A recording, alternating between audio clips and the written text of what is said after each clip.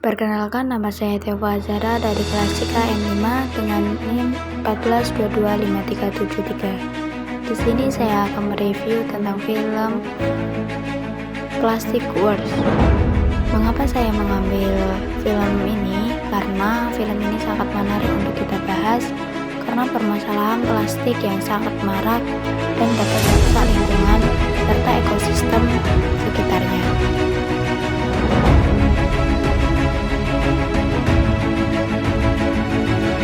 Pada 31 Maret 2020, kedua organisasi media publik bekerjasama untuk mengkaji krisis yang meningkat, yaitu sampah plastik di lingkungan. Meskipun berbagai upaya telah dilakukan di seluruh negeri untuk mengurangi penggunaan plastik, industri plastik dengan cepat meningkatkan produksi baru dan mempromosikan solusi yang sudah dikenal, yaitu daur ulang. Namun, tidak lebih dari 10% plastik yang diproduksi pernah didaur ulang.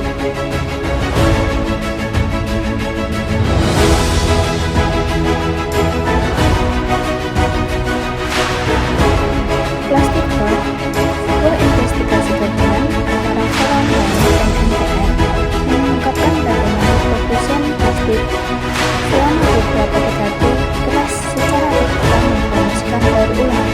Meskipun sejak awal secara pribadi menyatakan keraguan bahwa daur ulang plastik yang luas akan layak secara ekonomi. Antusias bahwa daur ulang pada akhirnya akan berhasil secara signifikan, kata Leverman, anggota Presiden Urusan Pemerintah untuk Masyarakat Industri Plastik, kepada Frontline dan NPR dalam Plastic Wars.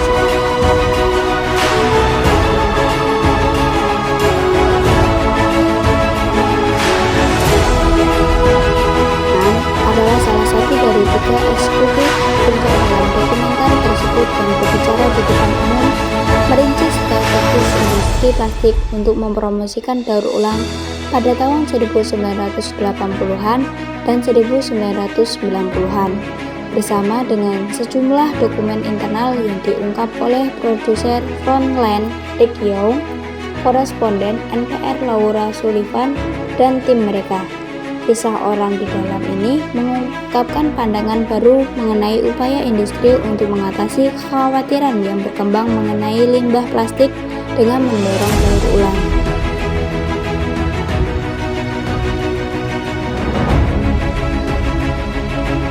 Larry Thomas, yang mengepalai kelompok lobi utama industri pada masa krusial di akhir tahun 80-an dan 90-an, mengatakan bahwa produsen plastik besar tahu bahwa tidak ada infrastruktur yang cukup agar daur ulang dapat menghasilkan banyak manfaat.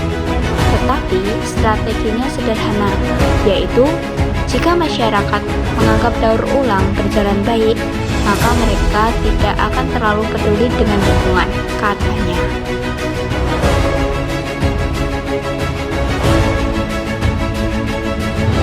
Para aktivis lingkungan juga menjanjikan daur ulang. Kita mempercayai mitos bahwa daur ulang akan menyelesaikan masalah dan kita tidak perlu khawatir tentang jumlah plastik yang diproduksi, kata Anne Leonard, Direktur Eksekutif Greenpeace USA, kepada Frontline dan NPR.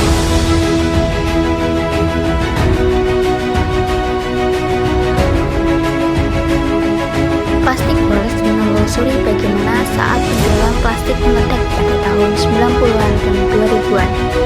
Sebagian besar limbah yang dihasilkan dikirim ke luar negeri untuk didaur ulang di Tiongkok. Namun, pada tahun 2018, tanggapan atas masalah polusi sendiri, Tiongkok menutup pintunya untuk impor limbah plastik. Karena pasar Cina ditutup, tim Frontline pergi ke Indonesia untuk melihat kemana sebagian sampah plastik dari Australia itu berakhir.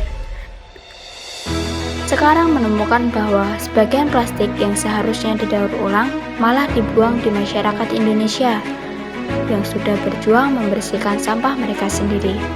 Dan sekarang menghadapi seruan publik untuk mengurangi konsumsi plastik dan melarang sebagian plastik sekali pakai, industri ini sekali lagi mempromosikan daur ulang.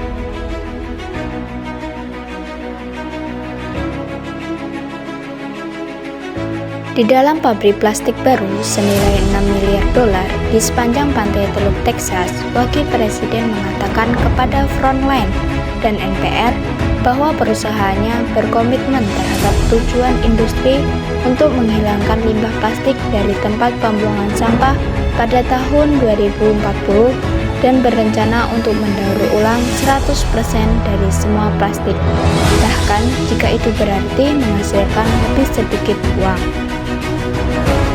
Becker mengatakan edukasi konsumen yang lebih baik tentang cara mendaur ulang dan peningkatan signifikan dalam infrastruktur daur ulang diperlukan. Kita harus berinvestasi dalam inovasi karena beberapa teknologi ini masih perlu dikembangkan lebih lanjut, katanya.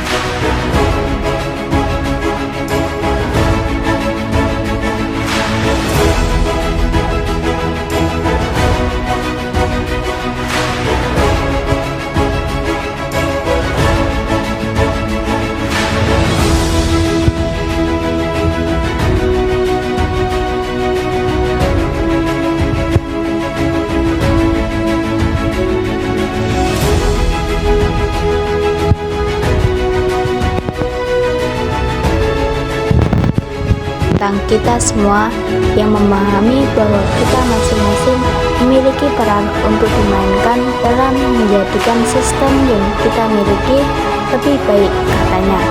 Saya pikir semua orang harus mengatakan, kita tidak dapat melanjutkan bisnis seperti biasa.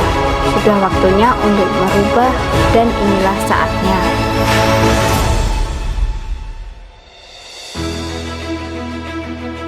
Frontline dan NPR sebelumnya telah berkolaborasi dalam sejumlah proyek yang terbaru.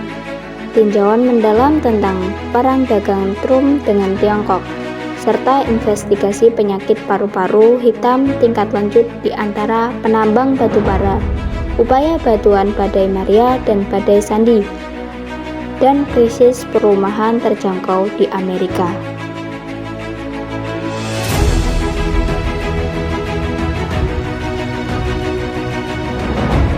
Ini, dalam Plastic Wars, organisasi-organisasi tersebut bekerja sama untuk menyajikan pandangan yang kuat terhadap salah satu tantangan lingkungan, utama di zaman kita, seperti yang dijelaskan David Allaway, analisis kebijakan senior di negara bagian Oregon.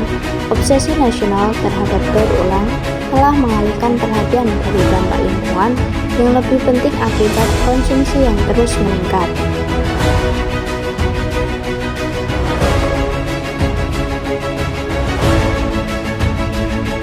Tidak ada yang salah dengan mempromosikan daur ulang, kata Allaway, kecuali jika daur ulang menyedot semua oksigen dari ruangan dan kita tidak pernah melakukan hal lain. Selama 40 tahun terakhir, pembicaraan di negara ini adalah tentang bagian daur ulang dari mengurangi, mengingatkan kembali, dan mendaur ulang. Itu bukan suatu kebetulan, ini diciptakan, itu diproduksi.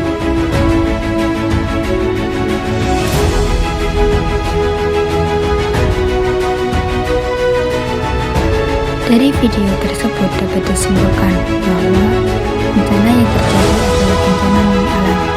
Bencana terjadi karena banyaknya perindustrian yang menggunakan sampah plastik. Sampah plastik yang berserakan tidak dapat diolah sehingga dapat merusak lingkungan dan menyakiti hewan-hewan yang berada di lingkungan sekitar. Para ilmuwan mencetuskan strategis untuk memanfaatkan limbah plastik tersebut dengan cara mendaur ulangnya.